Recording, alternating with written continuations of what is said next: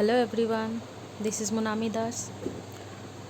So, I hope you all are good. So, today we'll discuss about the Unit 6 Mental Health and Hygiene, Part 5, which is a deal with mental hygiene. And we discuss about the meaning and definition of mental hygiene.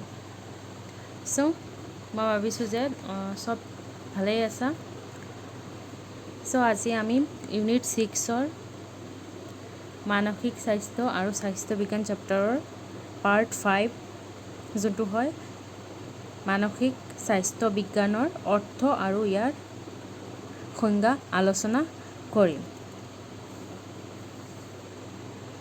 So start কৰোঁ So in this mental hygiene, the topics related to this are meaning and definition of mental hygiene. Next one, aims of mental hygiene. Then objectives of mental hygiene. Next one is function of mental hygiene. So আমি মানসিক স্বাস্থ্য বিজ্ঞানত প্ৰধানত মানসিক স্বাস্থ্য বিজ্ঞানৰ অৰ্থ আৰু ইয়াৰ সংজ্ঞা আলোচনা কৰিম নেক্সট টপিকটো যোনটো আছে সেইটো হ'ল মানসিক স্বাস্থ্য বিজ্ঞানৰ লক্ষ্য ইয়াৰ পিছত মানসিক স্বাস্থ্য বিজ্ঞানৰ উদ্দেশ্যসমূহ আৰু লাষ্টলি আমি যোনটো আলোচনা কৰিম সেইটো হ'ল মানসিক স্বাস্থ্য বিজ্ঞানৰ কি কি কাৰ্যাৱলী আছে সেই কাৰ্যাৱলী সম্পৰ্কে আমি আজি আলোচনা কৰিম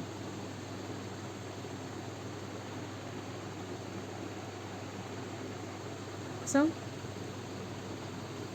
first of all, we discuss the what kind of question should be asked in this, and the meaning of mental hygiene. So, first one is what do you mean by mental hygiene? Means মানসিক স্বাস্থ্য বুলিলে কি বুজা অথবা আৰু এটা question সুধিব পাৰে right A short note on mental hygiene so মানসিক স্বাস্থ্য বিজ্ঞান সম্পৰ্কে এটা চমুটোকা লিখা সো ইয়াৰ আনসাৰটো হ'ল so the answer is meaning of mental hygiene.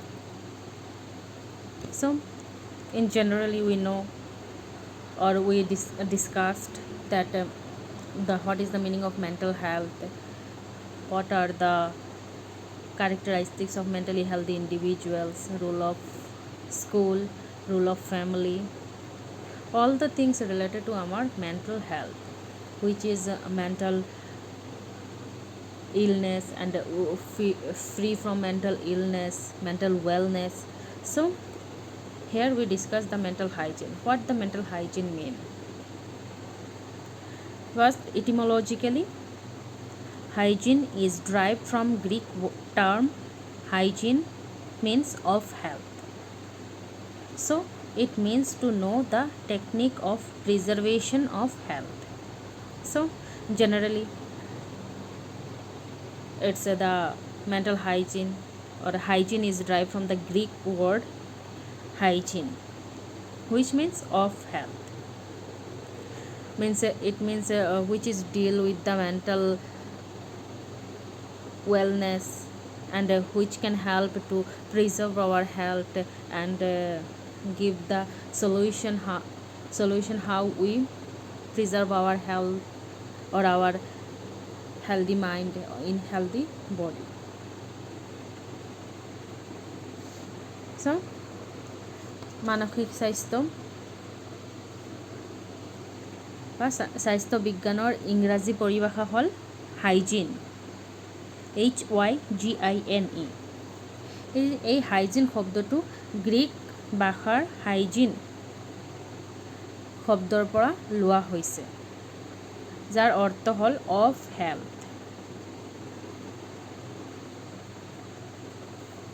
So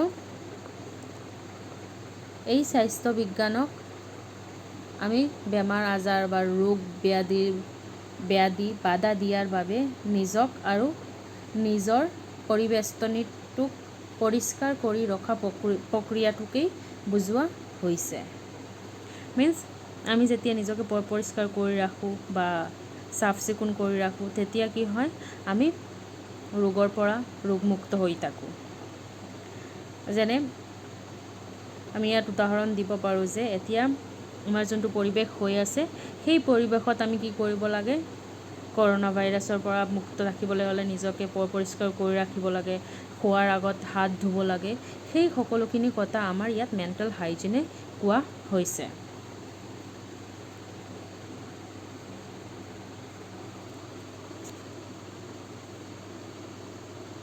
So next is mental hygiene is the science which studies principles and practices of preventing mental disorders and promoting mental health. So here we can say that mental hygiene is a very simply it means an art of living. Means this art of living is important for us. Means it can help to keep the body and mind healthy.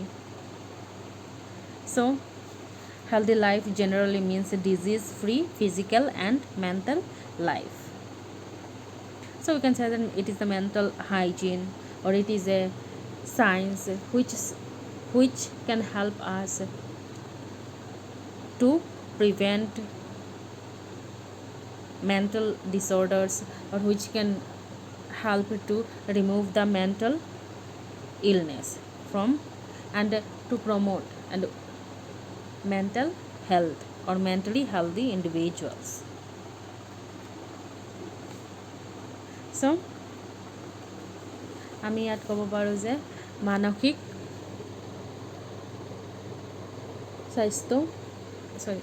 স্বাস্থ্য বিজ্ঞান এটা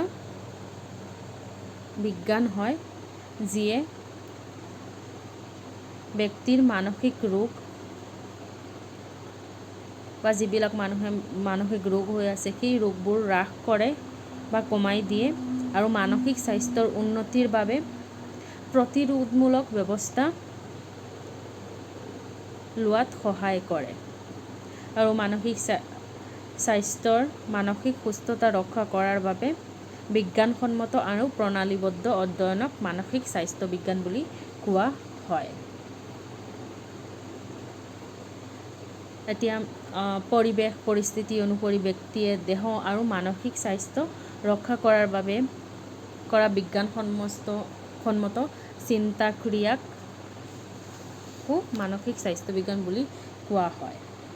বা আমি ক'ব পাৰোঁ যে স্বাস্থ্য বিজ্ঞানৰ দ্বাৰা সাধাৰণতে আমাৰ যোনটো জীৱন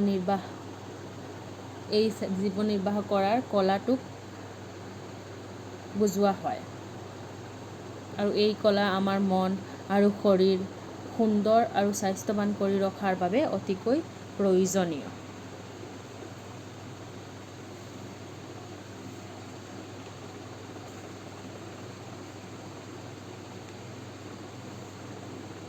So lastly we can say that mental hygiene is called the means of mental health and mental health is the end. So we say that it is the mental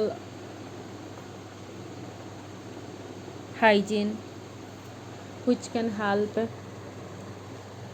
to mental health and we can say that both the mental health and hygiene are related to each other and also mental health help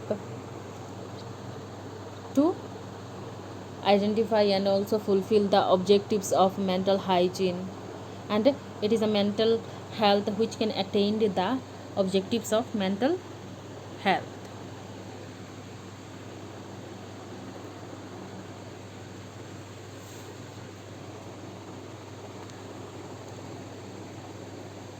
So আমি ইয়াৰ পৰা ক'ব পাৰোঁ যে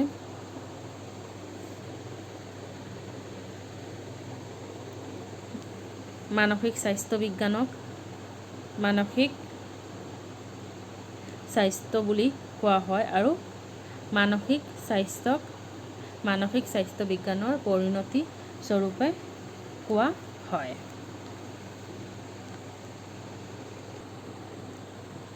So next one is definition of mental hygiene.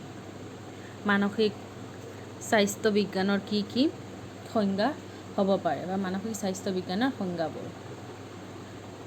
So different psychologists give different definition of mental hygiene, and also some definition are as given below. First one is according to Crew and Crew. Mental hygiene is a science that deals with the human welfare and pervades all fields of human relationship. So according to Crew and Crew, I may say that mental hygiene is a science which help on individuals to do the better in their life, and also how they prevent the mental illness and how they fulfill their mental needs, and it is the mental health which can help individuals to live a life in a healthy way, and it is the mental hygiene to help to know the art of living a healthy life, and to make relationship with others in a healthy way and in all fields of human life. So প্ৰথম ডেফিনেশ্যনটো crew আৰু ক্ৰুৱে দিছিলে। চ' crew আৰু ক্ৰুৰ মতে মানসিক স্বাস্থ্য বিজ্ঞান হৈছে এনে এটা বিজ্ঞান যিয়ে মানৱ কল্যাণৰ সৈতে জড়িত আৰু মানুহৰ সম্পৰ্কৰ সকলো ক্ষেত্ৰকে সামৰি লয়। চ' ইয়াৰ পৰা আমি ক'ব পাৰোঁ যে ক্ৰু আৰু ক্ৰুৰ মতে মানসিক স্বাস্থ্য বিজ্ঞানে এনে এটা বিজ্ঞান হয় যিয়ে মানুহৰ কল্যাণৰ কথা ভাবে, মানে মানুহৰ যোনটো মানসিক স্বাস্থ্য আছে সেই মানসিক স্বাস্থ্যটো কেনেকৈ বজাই ৰাখিব পাৰে বা ইয়াক আমি কেনেকৈ ধৰি ৰাখিব পাৰোঁ, আমাৰ মানসিক যিবিলাক নিডছ আছে সেই নিডছবোৰ আমি কেনেধৰণে ল'ব পাৰোঁ বা কেনেধৰণে আমি আমাৰ মানসিক ব্যাঘাতৰ পৰা ৰক্ষা কৰিব পাৰোঁ, সেই তাকেই মানসিক স্বাস্থ্য বিজ্ঞান বুলি কোৱা হৈছে। Next definition is according to Hadfield. Mental hygiene is concerned with the maintenance of mental health and preservation of mental disorders. So in the words of Hadfield, he said that it is the mental hygiene which can help to maintain the mental health and also the help an individual free from the mental disorders. So mental disorders means that if we are not able to adjust in any situation, that it is the mental hygiene which can help us to adjust in different situations, and also we tackle those problematic situation in our life, and also we give the better results in our life. So Hadfield দিয়া মানসিক স্বাস্থ্য বিজ্ঞানৰ সংজ্ঞাটো হ'ল মানসিক স্বাস্থ্য বিজ্ঞান মানসিক স্বাস্থ্যৰ ৰক্ষা কৰা আৰু মানসিক বিকাৰ নিবাৰণ কৰা প্ৰক্ৰিয়াৰ সৈতে জড়িত বিজ্ঞান। চ' ইয়াৰ দ্বাৰা আমি ক'ব পাৰোঁ যে মানসিক স্বাস্থ্য বিজ্ঞান হ'ল এনে এক বিজ্ঞান যিয়ে আমাৰ মানসিক স্বাস্থ্যটো ৰক্ষা কৰে আৰু আমাৰ মনত যিবিলাক নাকাৰাত্মক ভাৱ থাকে নিগেটিভ যোনটো আমাৰ চিন্তা চৰ্চা থাকে সেই নিগেটিভ চিন্তাটো নিবাৰণ কৰে আৰু আমাৰ যোনটো মানসিকভাৱে সমস্যা থাকিব পাৰে সেই সমস্যাৰ পৰা মুক্ত কৰি ৰাখে। চ' এই দুটা ডেফিনেশ্যনৰ পৰা আমি ক'ব পাৰোঁ যে মানসিক স্বাস্থ্য বিজ্ঞানক সুস্থ মানসিক স্বাস্থ্যৰ ওপৰত জোৰ দিয়া আৰু মানৱ কল্যাণৰ কাৰ্যকলাপ সামৰি লোৱা বিজ্ঞান হিচাপে অভিহিত কৰিব পাৰোঁ। কাৰণ আমি জানো যে আমাৰ যোনটো মানৱীয় সম্পৰ্ক আছে সেই সম্পৰ্কটো আমি সকলোৱে গুৰুত্বপূৰ্ণ দিশ দিওঁ বা আমি গুৰুত্ব দিওঁ। সেই আমাৰ সম্পৰ্ক যোনটো আনৰ লগত আছে, আমাৰ পৰিবাৰৰ লগত আছে, নিজৰ লগত যোনটো সম্পৰ্ক আছে সেই সম্পৰ্কটো বজাই ৰাখিবলৈ হ'লে আমি মানসিকভাৱে সুস্থ হোৱাটো দৰকাৰ হয় আৰু সেই সুস্থ থকাটো আমাক মানসিক স্বাস্থ্য বিজ্ঞানে সহায় কৰে। So from the definitions we may say that mental hygiene as a science which deals with the activities of human welfare with special emphasis on sound mental health.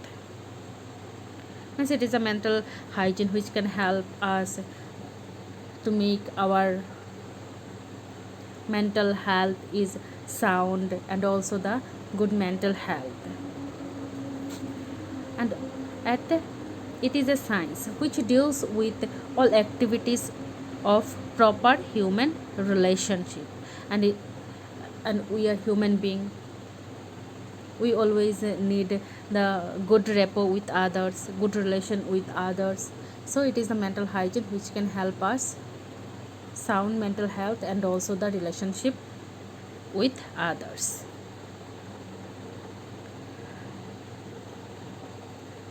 So today discuss about meaning and definition of mental hygiene. Next day we'll discuss about the aims and objectives of mental hygiene. So thank you.